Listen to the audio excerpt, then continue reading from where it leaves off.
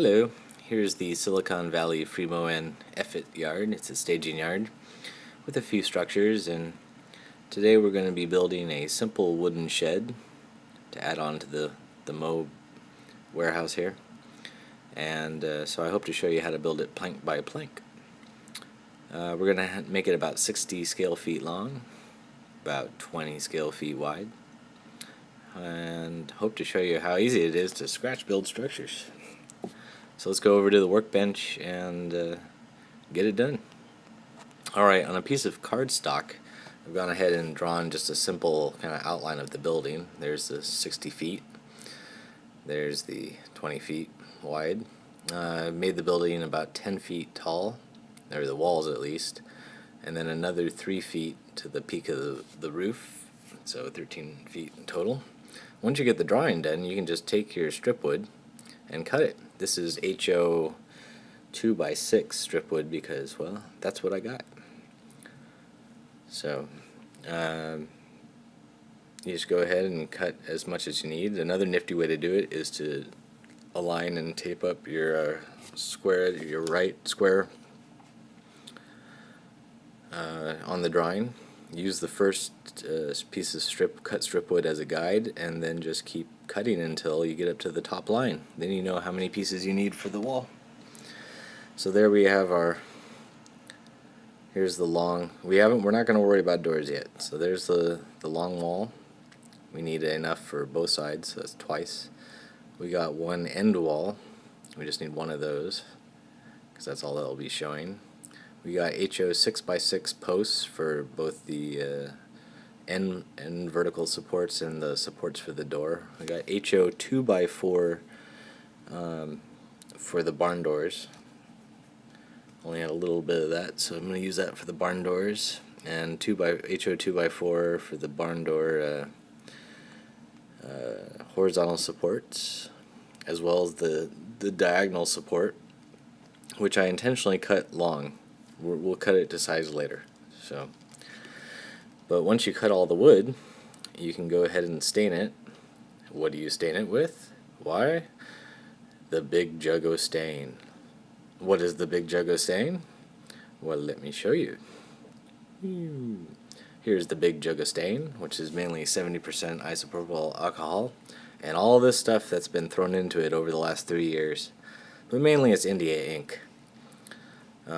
Lots of India ink. So most recently, I put some gray, graphite gray, and some burnt sienna brown in to kind of make it a little bit darker. But mainly it's just a lot of India ink and alcohol. But it's kind of like Pappy's moonshine, you know? You just keep throwing stuff in until you go blind. So shake it up, make sure the paint gets off the bottom and everything's mixed up, and then you throw in the first batch, which for us will be the long side walls. We're just going to throw in the long side walls, and something that's very different, the 6x6 vertical posts. You don't want to throw everything in. It'll be a big mess and a pain in the caboose to sort out later. So at the most 2 different batches, and make sure that they're very, very different types of wood or lengths or whatever. So you just throw it in, make sure the lid's on very tight, shake it up, and then leave it for a while. Let it sit. After a while, it's been sitting for a while, you just unscrew it. We're going to use a strainer to, well, strain the wood. I got this big plastic nori dried seaweed container that's nice and sturdy, and more important, it's bigger than the Big Juggo stain, so it'll hold all the liquid. As you pour, you want to rotate the jar so the wood doesn't stick to the sides or the bottom or anything like that. And then just put it on some tin foil. Don't put it on paper towel or anything like that, because that'll leach the stain out of the wood. So tin foil is good. Pour the stain back in the Big Juggo stain so you can use it again and again and again. Screw the lid on so you don't accidentally knock it over. This is the voice of experience. You want to spread the stained strip wood out so it dries faster. If you leave it all clumped, it'll take a while to dry. And remember, it does stain. thus big jug of stain. Once you get one batch done, you can go ahead and put another batch of wood in, say the end walls or the barn doors or something. So there's the mystery of big jug of stain is revealed. I'm going to say it again, you really want to do all your wood in separate batches. Don't stick it all together and throw it in the big jug of stain, because you will spend so long picking out the different pieces. So just do it in separate batches. While that's drying, you can take a piece. I took a piece of .02 styrene and cut the subroof a little bit longer than the walls. I already had the eaves drawn out in the drawing, so I got 2 of those. I also got a .06 styrene for the other end wall, the wall that'll butt up against the other building, because nobody's going to see that. The easy way to paint everything, grimy black is what I did. That's double-sided tape on a paper towel, and you just stick everything on the double-sided tape, especially the small stuff like doors, windows, and whatnot. And when it's on the double-sided tape, it won't blow away when you spray paint it. So grimy black, it's awesome. I also took some random cedar wood shingles from Republic Locomotive Works and spray painted those grimy black as well. Alright, let's get this thing built. We're going to start with some double-sided tape. We want to cut some very thin strips of double-sided tape, which we'll put on the drawing and use to hold their vertical supports in place. You don't want to use a big chunk of double-sided tape, because you don't want the supports totally sticking to the tape. Just a little bit is fine. So you just put that right over the line on your drawing. Pull the wrapper off. Since we're going to put the vertical supports down and then do the horizontal planks on top of those, that's why we're going horizontally with the tape here, at least for the long wall. There we go. For the end wall, we're actually going to reverse that, and we're going to put the horizontal planks on the tape and then do the vertical supports on top of it. So we're going to reverse it, which is why the tape's going vertically there. We're going to leave the covers on there until we get to it. One less sticky thing around. And then you just take the HO 6x6, which I guess come out to be about 12 by 12s in N. And we're not going to do the end posts, we're just going to do the supports that frame the doors, the 2 big barn doors. And I'll show you why we're doing that later.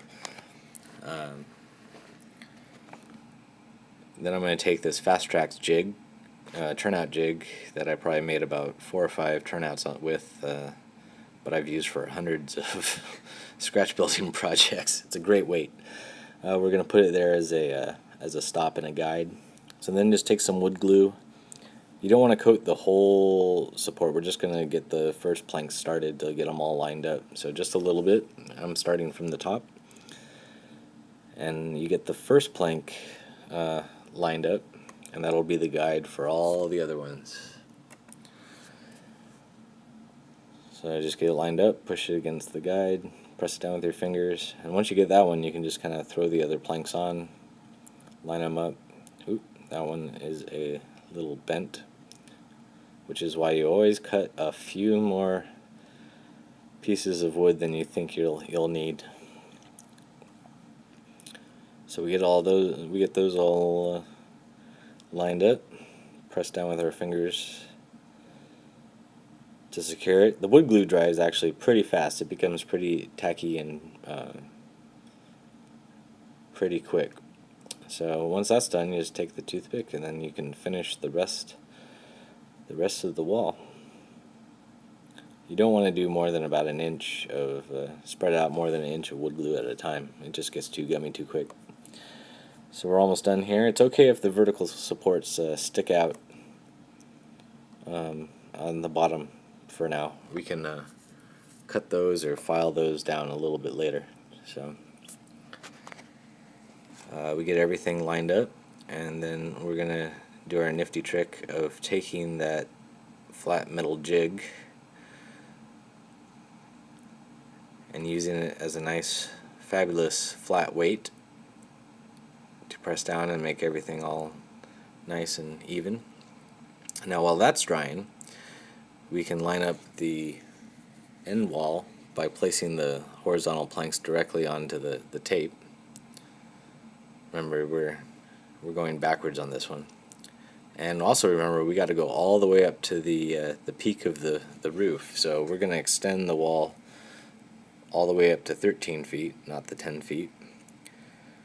Then we're going to put some wood glue on the 6x6 supports and put those in place at the edges. Those will be on the inside corners of the final shed.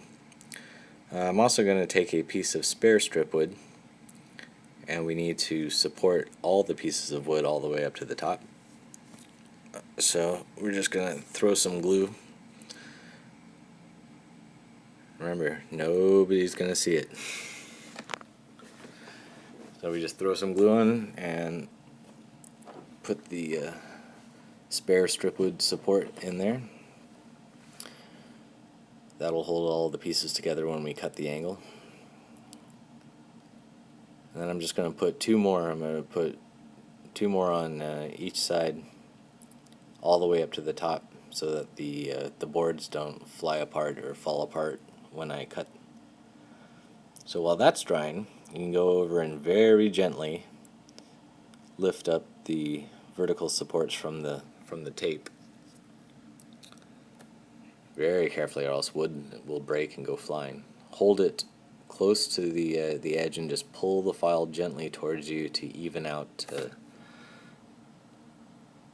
the ends. Then you can just take some wood glue, put it on the end, and then using the flat metal as a base plate, push the corner post onto the end. You can just push it. You want to move it a little bit. After you put the glue on and you put the post on, you want to move it a little bit so that the whole thing doesn't just glue and stick to the base plate. But basically you're just pressing it in. Okay, to cut the angle for the roof, I just take my straight edge here and line it up with the lines on my drawing. It's the benefit of having a drawing. You just can use that as a guide very easily instead of doing a whole bunch of measuring. And then using a very, very, very, very, very sharp knife, lightly pull it towards you a couple passes, and it should just go through the thin wood and pop off. A little bit of filing and you're done. So now we're going to be making the barn doors. Turns out it's actually 7 planks wide, which works out very nice for each door.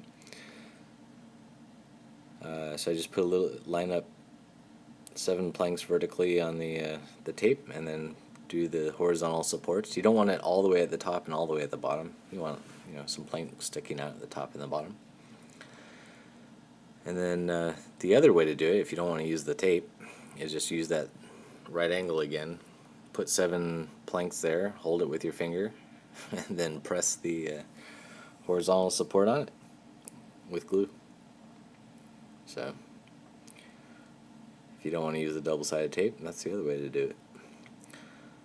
So once you get the horizontal supports, we want to do to make some Z's because they look cool. And I'm just going to eyeball the cut here. Once you get the top cut, you just stick your finger there to hold it in place. Take the knife and just place it gently on there and slightly score it. You don't want to snap it through right there, you'll cut the whole door in half. And then once you score it, then you can move it off to the side and finish cutting it. Dip it in some glue